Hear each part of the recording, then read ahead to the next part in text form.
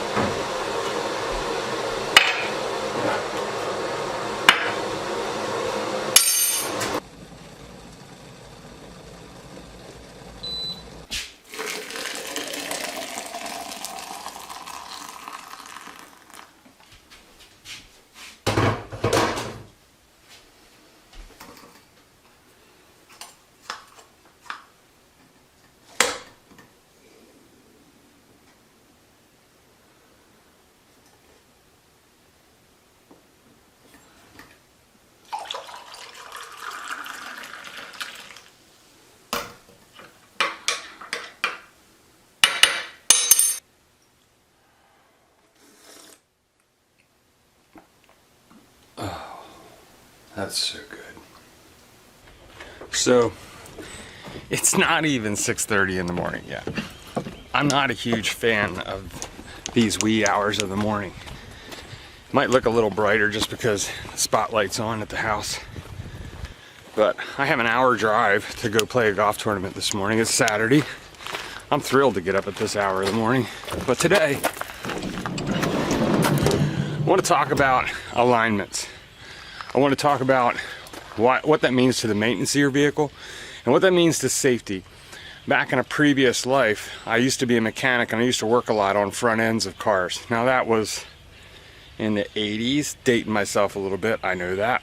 However, and things I think have changed a little bit, but alignment still really matters, especially when you're in something like a van where you're driving long distances, comfort matters, and you're all today, we're driving what, 65, 70, 75 miles an hour together? Because we all do follow the speed limit. Let's take a look at why that matters, okay? But first, I gotta go get this done. We'll see you back here in a little bit.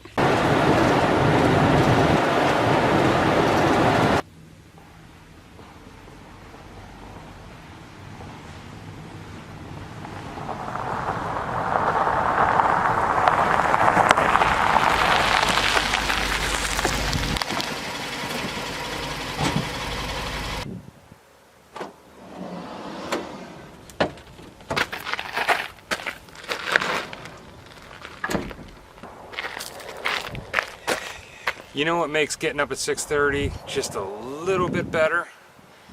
Is coming in first place and scoring a $250 custom putter for the prize. Sweet.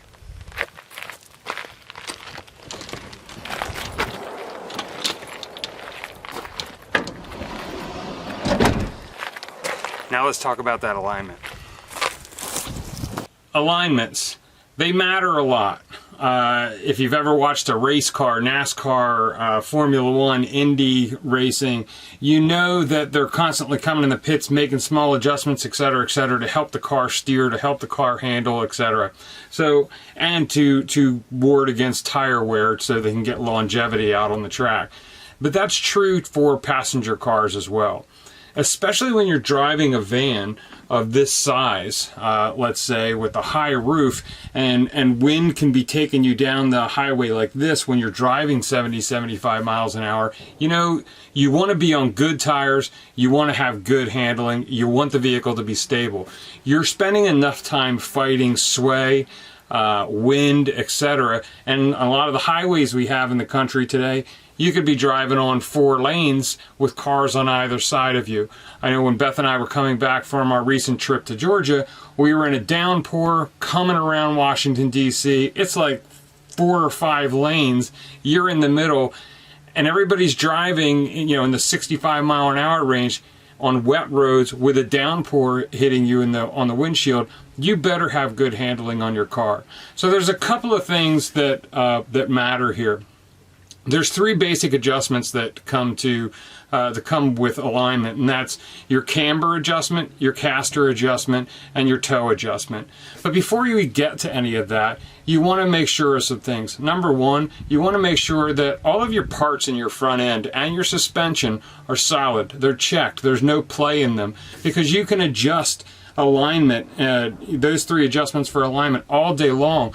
But if the wheels have play, if your front end has play, ball joints, struts, shocks, etc., if there's play in them, it's not going to matter how much you adjust it. You're constantly going to be out of alignment, and that's going to make a difference to you when you're on long haul trips and you're driving down the highway and you just like to have a nice smooth ride and stay between the lines, not constantly fighting the vehicle pulling from one side to the other. So number one, you want to make sure you have all of your parts checked and everything in good working order. Number two, you want to have balance. All of your wheels, you want them all to be balanced. And not necessarily just a one plane balance, but a two plane balance. You're balancing the wheel for shake up and down, and you're also balancing the wheel for shake back and forth, top to bottom. And that matters. If you've ever seen a tire, and I have, that's out of balance up and down, and it's constantly going down the road shaking like this, the tread's going to wear on little cupping patterns because the tire's constantly bouncing because of it being out of balance. It's vibrating. And why that matters is, go back to that rainstorm that Beth and I were driving in on the way back from Georgia. Hydroplaning is a big problem. If your tires are, and your wheels, and you're driving 60 miles an hour, 70 miles an hour, and your vehicle's wheels are already vibrating, that means they're leaving the surface or some weight is coming off of them, you're going to have a whole lot bigger problem when it comes to hydroplaning. And that might not affect you while you're driving, but if you need to stop quick, that's going to be a problem. So balancing is really important. And you can see that your wheels are out of balance. You can see it from the tire wear. Again, you can run your hand over the tire to check for cupping, and you can feel it on the tire tread. You can also feel it while you're driving. Usually, which tires, front or back, are out of balance. If you're driving down the road and you feel the vibration in your steering wheel and it's a balance issue, chances are it's coming from the front end, because that steering column is connected to everything in the front. So if you're feeling the vibration in the front, it's coming from the front of the car. If you have a wheel in the back that's out of balance and it's vibrating, you're going to feel it in your butt. You're going to feel it sitting on the seat, because it's the seat that's connected to the body, that's connected to the frame, and that's what you're going to feel. There's no steering wheel, etc. That's kind of disconnected into the front end, the steering wheel. So those are two places you're going to feel, whether it's wheel balance issues that are out of balance, whether it's wheel sometimes. And hopefully your bearings never get this bad, but if you got a grinding bearing, sometimes you can feel that. If you had bad struts or shocks that are banging, they're not tight, you can feel them as well. You can feel the bang of the shocks, and when you feel that, you can usually feel, is it in the front or is it in the back? So that's a quick way to tell what area that's coming from. Going like this up and down your tires once in a while, just to make sure you don't have any cupping. Like, it should feel nice and smooth all the way around. That's a great sign that your vehicle tires are well in balance and you're not having any issues. So there's three alignment adjustments that come when you're getting your vehicle aligned. And the first one we're going to take a look at is camber. Camber is when your wheels, looking at the vehicle straight on, when your wheels are out compared to the road, they're cambered out. This would be a positive camber, and if they're on the top, and if they're cambered in, that's what's called a negative camber. You want your tires essentially to be straight. Now, one of the things that's important and really matters in a van is we're putting a lot of weight in these vans, and lots of times when you have a vehicle that's ready to take a lot of weight, when it comes new, the tires are somewhat cambered in. on a negative camber. So when you put weight in it, the tires will start to come back out straight. And the goal is, when you get your vehicle weighted down, when you're driving it, you want your tires to be straight. So when you're taking a van, this one for example, that was 5,800 pounds when we first bought it, completely empty, and now it's mid 7,000s. We've got a lot of weight in this van now. You know, there's a couple of thousand pounds in here. Our wheels are going to be doing this. So it was important to get, once the weight was in the vehicle, it was important to get the vehicle aligned. Now camber, because your wheels are like this, in or out, and they don't have to both go at the same way, you know, one can be out, one can be straight, etc. Camber will cause your vehicle often to pull one side or the other. Whichever one is cambered out, if you think about it, if you're driving down the road, if I tilt the car, it's going to tilt the wheel, it's going to kind of turn off to the side. So not only is it going to create a pull though, but if my tire is off on an edge, I'm going to get a tire wear on one side of the tread or the outside, you know, either the inside of the tread or the outside of the tread. If I'm cambered out, if it's a positive camber, I'm going to get tire wear on the outside of the tread. And you can really quickly see if your vehicle has a camber issue. If you turn your wheels out and just kind of look at the tread, it really stands out. Pay attention to these little side treads here on the edge of each tire, because actually that's probably where you're going to see it the quickest. You're going to see these getting down to here, but you still got good tread in the center. It's a quick indicator that you've got a camber issue, and you're probably noticing a pull at that point. The reason I'm doing this video is I want you to make sure you get your alignment checked, just like you would your oil. You don't need to check it that often, but for example, we're in the Northeast. We're just coming out of winter and going into spring. There are potholes everywhere. You can't drive this thing anywhere without potholes just slamming all over the place. That's going to knock a vehicle out of alignment eventually. So you want to make sure you have it checked. You don't want to wait till you're seeing that wear on the tires. But if you get a used vehicle and so forth, that's always something you want to check. So that's camber. Causes tire wear, causes a pull in the vehicle. Let's take a look at toe. Toe is, if you're looking, you know, straight down at the, or if you're looking straight at me and straight at the vehicle, toe is the wheels are in or the wheels are out. They're towed in or out. Now toe is not going to cause a pull on the vehicle, but toe will cause tire wear. So with your tire wear, if you're giving a toe out of a toe misalignment, for example, if you were to, you know, kind of put your hand like in a circle over top of your tread, you're going to feel a sawtooth. If I go this way, I might feel these corners up higher than these corners, and if that's the case, this tire is towed out a little bit because it's sanding off, the road is shaving off the tire in this direction. Vice versa, if I go like this and I'm feeling these corners going this way more jagged than I'm feeling them when I'm coming back. The other thing with toe that it causes once in a while that you can kind of tell your vehicle has a toe issue is if you're driving down the road, you're going straight, but your steering wheel is not straight. Let's say your steering wheel's off, 3/4 of an inch to an inch, but you're going straight down the road. That's a quick indicator that your vehicle toe is misaligned. The wheels are turned one way or the other. So you want to go get that taken a look at.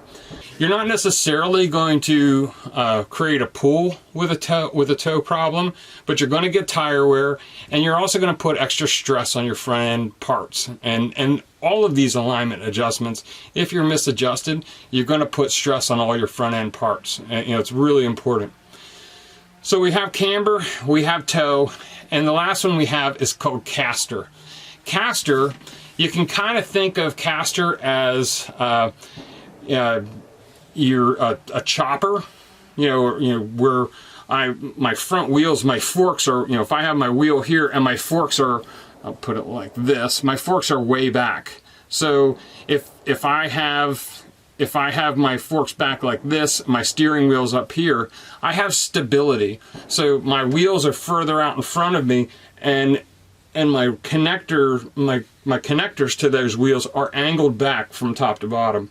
So if that's the case, if you think of it like a motorcycle, you think of a chopper turning around a corner, they have to lean and take a sweeping turn.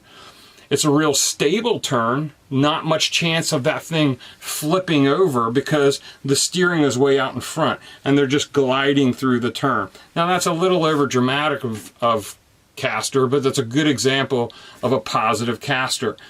If your caster is straight up and down, you're going to be able to turn quicker on a dime. I know I've been on them before. If you've ever gotten on a little kid's scooter, and where you're on the scooter and there's handlebars and the wheels go directly straight, the steering goes directly straight down to a wheel down there, and you give it a push and you turn the wheel and right over the front you go. You did that because the caster on that thing is back. It's straight up and down. It turns on a dime, but the stability of that turn, you have to be careful of. So if your caster is out, if one side is more stable and the other one turns, quicker, we'll say. So if your rods coming down to the wheels on either side are kind of like this, caster will cause a pull. But caster is the one adjustment that doesn't do anything to tire wear. It just causes a pull. But again, like the other two, if it's out of alignment, not only will it cause a pull, but it'll cause extra stress on your parts, bearings, etc. That actually will cause a lot of stress on your bearings and ball joints. So those are the three adjustments that I wanted to kind of cover with alignments of your vehicles. Alignments of vans are really important, especially when we're building them out, we're putting a lot of weight in them, and then we're taking them on long trips. You want to make sure that that's one thing you don't overlook. If you stay on top of it, it's going to save you a ton of money in parts. If you stay on top of it, it's going to create a really comfortable ride for you going down the highway. That's one of those where you're kind of sitting there, one hand on the steering wheel, and that's all we say two hands, but one hand on the steering wheel because it's not pulling one way or the other. And not only not pulling one way or the other, but because your shocks are good, because everything's in a balance and all your alignment adjustments are straight, any bumps, the vehicle's going to take them without the wheels jiggling around, without your steering wheel jiggling around as well. So we've covered making sure your parts in your front end and your suspension are taken care of. It's really important. We're putting a lot of weight on these things. They're swaying, they're hitting wind, we're going places with them, and we want longevity of our vehicles. So suspension is really important. Balancing the tires. You want to make sure you're balancing your tires. Not only is it terrible on your tires when you're driving, as far as wear is concerned, but that's horrendous on your suspension parts. Your wheel's constantly doing this going down the highway, and if you're driving at 70 miles an hour and it's doing that, just imagine and you're not hitting any bumps. You could be on a perfectly smooth road and you're shaking the front end of your car apart, and the back end in some cases. And also, if you're driving that thing on a wet road and it's doing this, and you're worried about hydroplaning because you're in a downpour or something, or there's just puddles, the last thing you want is your wheel doing this as you're going down the road. You want that wheel to make a solid contact and stay there. Again, if you're having issues in the front with vibration, you're going to feel it through your steering wheel and in the front end. If you're having issues in the back, and you also may feel it in your gas pedal and brake pedal once in a while because they're connected down front as well. But if you're having a vibration issue in the back, you're generally going to feel that through the seat because it's connected to the vehicle body and the frame, and you're going to feel that generally through your butt sitting on the seat. And your three alignment adjustments. You have your toe. Doesn't cause a pull in the vehicle, but it does cause tire wear and it does cause problems with your parts. You have camber, back and forth like this from top to bottom. That will cause a pull and it will cause tire wear, and it will also affect your front end parts, bearings and bushings, etc. And you have your caster, and that's the stability of your steering. If it's more stable, I'd say it's a little harder, but it's power steering. It's not as sensitive steering if it's back a little bit. If it's too far forward, it's going to be very sensitive, and if they're off one or the other, you're going to get a pull. But caster's the one adjustment that doesn't cause tire wear, it just causes a pull. So I hope this information was kind of helpful for you. I'm still riding on the high of winning a golf tournament this morning. I'm going to go play with my new putter, and we'll see you on down the road. Peace, everybody. Bye-bye now.